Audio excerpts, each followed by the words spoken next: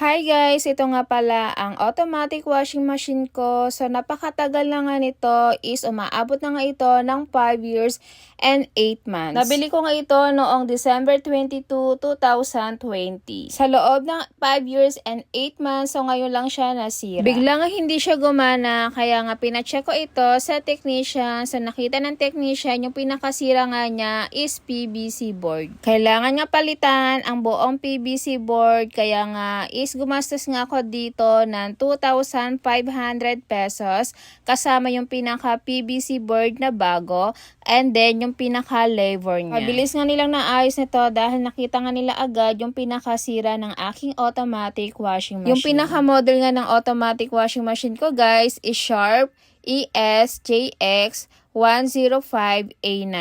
10.5 kilograms nga yung pinaka-capacity nito. Very satisfied naman ako sa automatic washing machine ko na Sharp dahil nga sobrang tagal na nga sa loob ng 5 years and 8 months, so ngayon lang siya nasira. Marami nga nagtanong sa akin kung nakakalinis ba talaga itong automatic washing machine. So ang sagot ko, yes po, nakakalinis po talaga siya. Kahit nga puting damit, isa lang nyo, basta ibabad nyo lang, so nakakatanggal talaga siya ng dumi. So ito na guys, yung pinaka-automatic washing machine ko is maayos na nga siya, so nagagamit ko nga ulit siya. Super thankful nga ako sa automatic washing machine na ito dahil nga is nakakatulong nga ito sa akin, less pagod po sa paglalaba. Nagagawa ko pa ang ibang gawain ko sa bahay habang is naglalaba ang automatic washing machine. Kaya mga housewife dyan, kung wala pa kayong automatic washing machine, so bumili na kayo mga kasi nga less pagod ang paglalaba kapag kayo is meron kayong automatic washing machine. Guys, kung hindi pa nga kayo marunong gumamit ng automatic washing machine, so meron nga akong video na